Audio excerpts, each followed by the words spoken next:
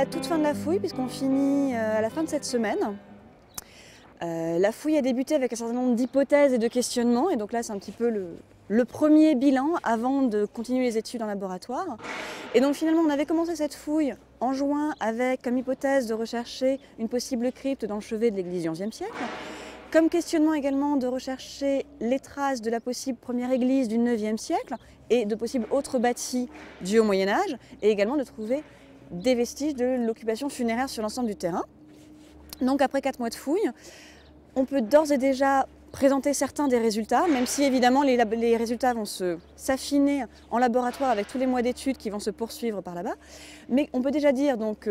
a priori il n'y a pas eu de crypte dans le chevet de l'église du XIe siècle, ça a été une des découvertes de la fouille, mais qu'à l'inverse cette église du XIe siècle, cette grande église abbatiale, eh bien, elle a connu un certain nombre d'états,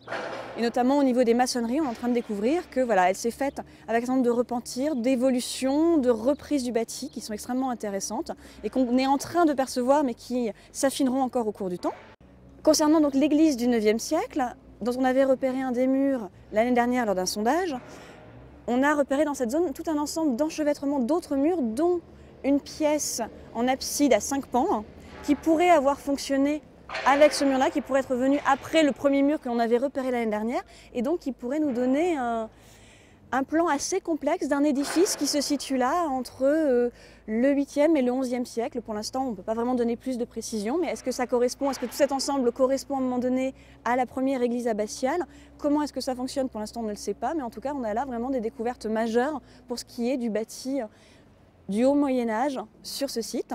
Et enfin, on a tout un ensemble de zones funéraires très bien conservées qui témoignent de l'occupation de la zone en zone d'inhumation depuis la fin de l'Antiquité, milieu 3e siècle, 4e siècle, jusqu'à l'époque médiévale, puisque un petit peu partout, on a découvert des tombes en fosse profonde qui sont les premières tombes de la nécropole à partir de la deuxième moitié du 3e siècle. On a également une zone funéraire bien délimitée, 6e, 8e siècle, contre l'église Saint-Pierre du Sépulcre, donc qui se situe par là-bas. Et donc, collé tout contre Saint-Pierre, on a un espace avec plusieurs sarcophages vraiment accolés à l'église. Et on a également ces mêmes sarcophages et ces mêmes coffrages dans le chevet de l'église du XIe siècle, donc qui se situe par ici. Ces tombes sont en moins bon état tout simplement parce qu'elles ont été très largement perturbées par la construction de l'église du XIe siècle par-dessus. Et enfin, une zone funéraire médiévale également, conservée à l'extérieur de l'église du XIe siècle, et qui, elle, a permis de mettre en évidence plusieurs tombes médiévales, dont une dont l'individu est couché sur un lit de charbon, et que du coup l'anthropologue est en train d'étudier, donc on va pouvoir aller voir. On est dans un secteur qui est extérieur aux bâtiments religieux et qui a été pendant un long moment un cimetière, pendant toute la période médiévale a priori. Et donc on a plusieurs sépultures qui sont sorties dans différents types d'architecture. Un coffrage lithique ici, et puis 2 individus qui, eux, sont dans des, a priori, en première vue comme ça, n'ont pas de contenant, mais ont en réalité sans doute eu un contenant périssable,